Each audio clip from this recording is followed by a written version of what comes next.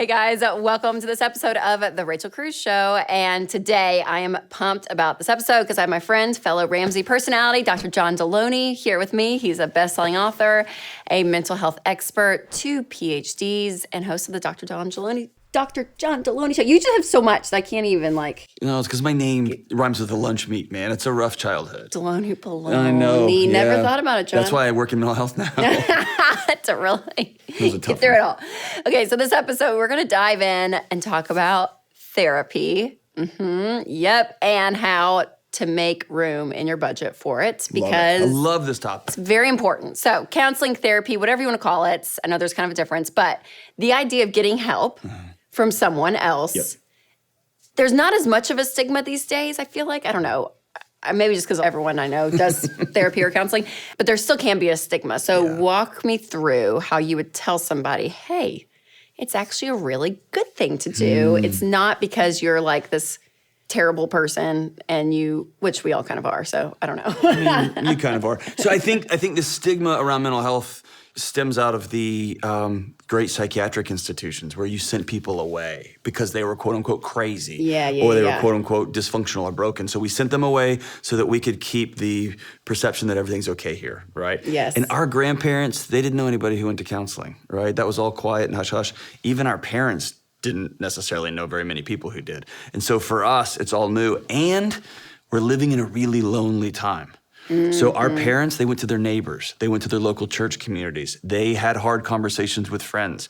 We just move all over the country and where everything's digital and we have nobody to connect with. And so we've professionalized relationships in a way. Interesting. That's such an interesting point. And do you think social media has played a role in that? Yeah, because technology. Because we stay hyper connected. Yeah. We stay hyper informed. That's a better way to say it. I know a lot about your life, but I don't know you. Yes. I haven't sat in a room with you while you're weeping and felt the weight of that room. I don't know how to do that. So now I'm at a place where I've got to go pay somebody to do that for me, right? Yeah, totally. No, it's a great point. Okay, so for someone that's like, okay, I mean, maybe it's an interesting thing. Maybe I can go down that road. Like, what are the benefits? Because you've been in this world for so long. So to go to someone else, go to a third party to talk about stuff. One of the cornerstones of life is grief demands a witness. Pain demands a witness. Life demands human interaction, and most of us don't have it, right? Or we have a spouse that we love, and we dump everything on them, and unfortunately, they become like a trash bin, right? They get all of the grumpiness at work, all the drama at work, and it's just, right? And that's not fair to them either, right? So having somebody that I can process stuff, why do I think this way? Why does this story come up? Why does my heart beat fast when somebody cuts me off? What is that about, right? Yep. Somebody's gonna help you pull the thread for them those stories that are all the way back to when you were a child. Some of that happened a couple weeks ago, right? Someone's gonna, it's a professional, it's gonna walk with you. The same as you hire a professional plumber, the same as you hire a professional to help you fix your iPhone, right? This is somebody who is trained and skilled to walk you back and say, how does this stuff that happened back then affect you right now? Yeah, and a lot of it is going all the way back to those I wish it wasn't, lies right? and those So vows. cliche, but it is. No, but I'm doing like real time work through this curriculum thing. And Winston and I, we are fans of counseling. Like we've been, me and my wife are too. We've been like we're in a season right now of it. So yeah, I mean, but we really do. When stuff comes up, we press in, and I'm like, it's worth the investment for me to say I will cut things out of my budget because I want the relationships that are the closest to me. Number one being my marriage. To be the bet that really, truly to say, I want to connect with you on such a deeper way. And having someone that knows what they're talking about, and it's fascinating. Like our counselor always say, I love that you said the thread, because we'll come in, disagreeing about, I don't know, it could be something like Instagram or whatever, like anything. And it's like he takes this string and like pulls it, and I'm like, and you leave like 5 layers deeper of what I'm trying to get, your motivation, all of it. But to have someone walk you through it, ask you questions that you have to answer. I mean, it is. Give you homework assignments, things to practice out in the real world. So good. Yes. Yeah. And here's the thing that I think is important about counseling. We thought people were crazy. We thought that they're unable to form connections. We thought that they had a dysfunctional brain that prevented them from it. You know what it is? A lot of it is our brain trying to keep us safe. The same things that helped us stay safe when we were kids. Hey, dad's angry, you better disappear. Or dad's angry, you better buck up because you got a little brother or sister that you got to protect. Those things kept us alive when we were young. They kept the house together, and now they're really hard to be married to. They're really hard to help keep a job, right? And so some of these things are just our brain trying to take care of us. And so when somebody can help pull that apart and say, hey, that worked for you then, it's hurting you now. Let's try something new. Let's teach your brain that you're safe now, and we're gonna try other things. What a gift, right? So what good. a gift. Yes. Another thing that I'm like working through literally this week in my group are the vows that you took in life. And I was like, I don't think I've taken many like hardcore and I look back, I'm like, oh God, yeah. And if we were sitting down, I would tell you all about it. But I'm like, I mean, there's like 7 or 8 things that I've said through my life that I will, whatever it is, fill in the blank, or I will not. And to protect myself in it. And you're like, man, so uncovering this stuff, you guys, it's so good. I know it sounds kind of draining, and some people are like, oh my gosh, everyone's just living in their emotions. It's not that. It is truly unpacking who you are, because it affects all these other things in your life, including your money, It comes out in that way too. So, okay, so what can someone expect if they're like, okay, this sounds intriguing. You know, what you've said I've relate to, I identify with. What can someone expect when they walk in to a session? I think it's important to understand why you're going in, because some of us, I've gone in because I'm so anxious, my body has spun completely out, and I need help right now. I'm not okay right now. Yeah. Other times I've gone in my life, like right now, like you are, I want things to be better, right? We're fine, things are good. I love my wife, she loves me most of the time. Like, we're good. I want things to be better. And most importantly, I want to protect my kids from some of the pitfalls that I've fallen into, right? So how can I model different ways of doing life? So it's a different access point for people, right? That's a good But point. when you go in, here's a couple of things to look for. Number one, is it a warm, inviting place? Is the person kind? And I don't care if they're a man or I don't care anything about that. Are they warm and kind? Do they invite you in, right? Number two, if they throw a diagnosis at you in the first meeting, leave. Because they don't know you well enough, right? Some insurance companies require that, and that's a whole different conversation. But if they're throwing labels at you instead of getting to know you, if they're trying to solve you before they understand you, that's usually a red flag that you've got somebody who's just trying to mill people out, or somebody who's uncertain of how to walk alongside people, and they're just gonna put a label on it, right? Interesting, yeah. The third one is, and this is hard for me, is when I sit down with somebody and I finally get the courage to go to counseling, go to therapy, and they sit down and they start the session with, now, before we start, here's my rules. Here's how you're gonna contact me. I will not be available for you on these days. They're setting boundaries. And I hate that. I'm like, no. I'm paying you. I get full access to you. One of the cornerstones of being mentally well is being in a relationship with other people who have boundaries. And so boundaries from a counselor is a gift. And it drives me crazy. So when they come in and say, there's the confidentiality rules, this rules, that's a good thing. Yeah. And I gotta fight my own temptation to be like, well, hold on. No, it's so good, right? And then here's the last one. When you go in, you have to feel like you can tell the truth. Because if you can't tell the truth in therapy, it's a waste of your time, it's a waste of their time, it's a waste of your money, just leave, right? Yes. If you feel like I have to hide some of the things that I'm not proud of, some of the decisions I've made, some of the text messages I've said, all the stuff. If you can't be honest with your therapist, leave, because you're wasting everybody's time. So how do you find that person? Because I think for everyone, depending on where you live, access point, like, is there a difference between being in person with someone versus like a Zoom call? Like walk me through like the best I think place. right now we're at a cultural crisis when it comes to mental health care. Most cities in most states have major wait lists, right?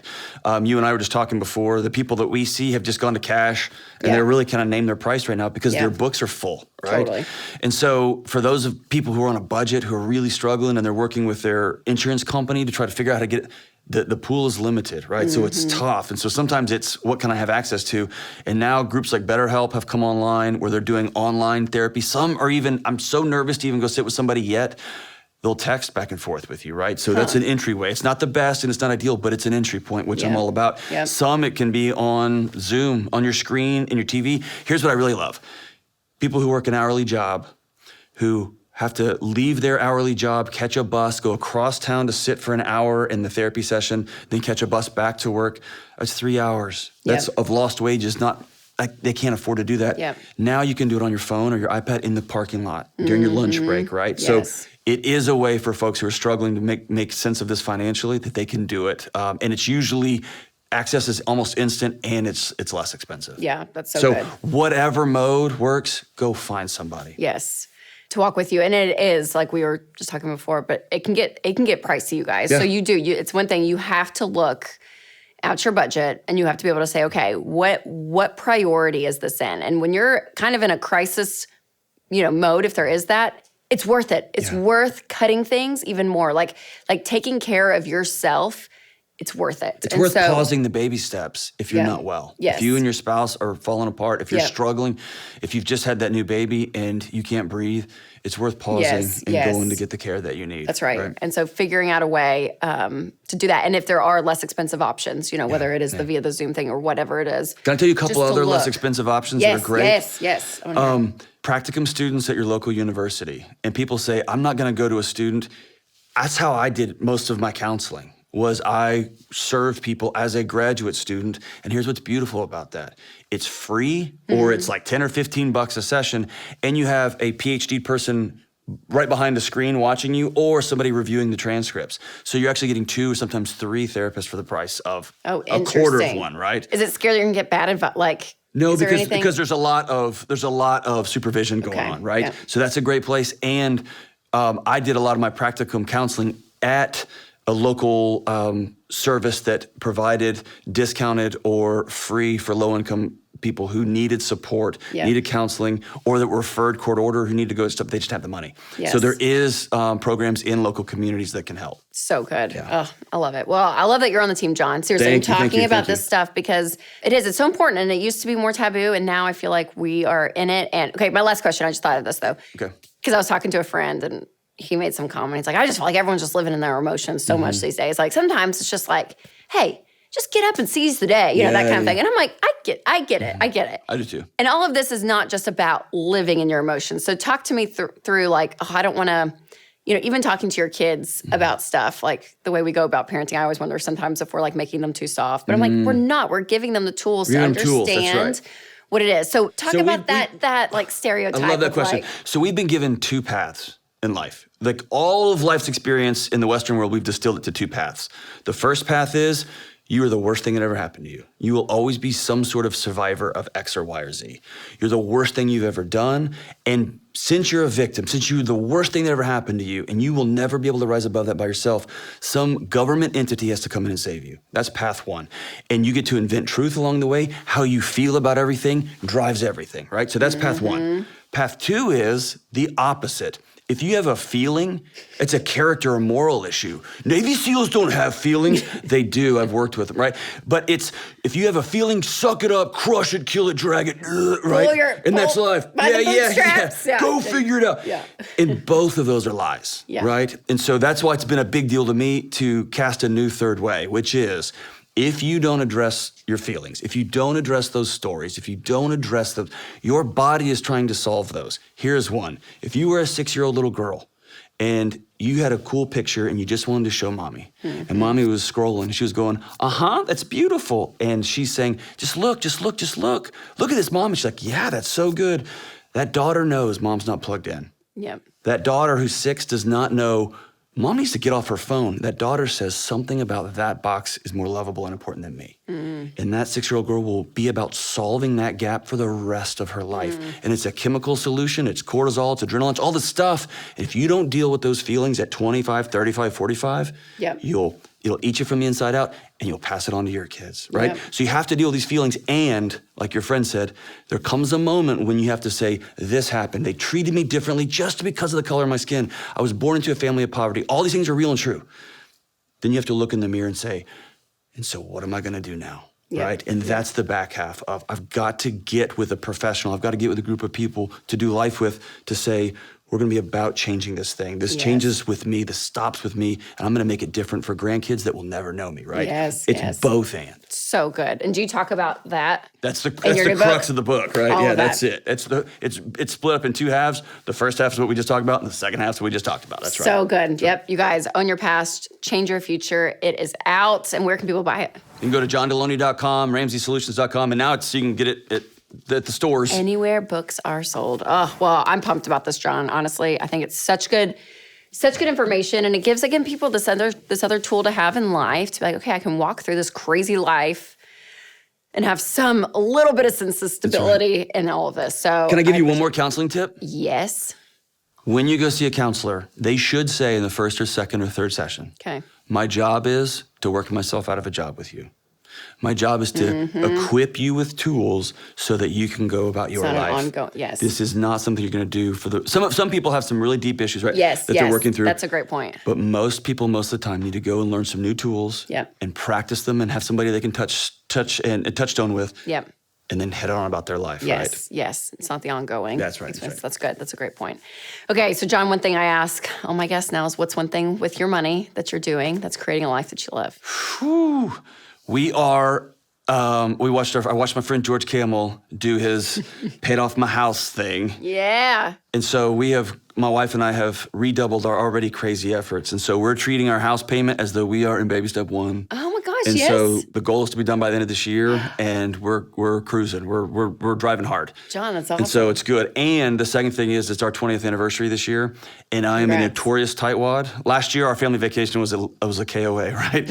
And this year I gave my wife an obnoxious budget and said, "Let's go do the thing we've never done." And she was like, "Who are you and what have you done with my husband?" So for our 20th this year, we're going to go do it right. John, I know, right? I I'm applaud growing you. up. I applaud you. I'm so happy. I'm growing. Working next to you has taught me shiny thing and extravagance is okay every once in a while. Spend and enjoy. That's right. Spend and enjoy, including therapy. So, John, thanks for being on. Always, Thank you so much. I Always appreciate fun. it. Love Thank working you. with you. Excited about the book again. It's Own Your Past, Change Your Future. And remember, you guys, it's all about taking control of your money and creating a life you love.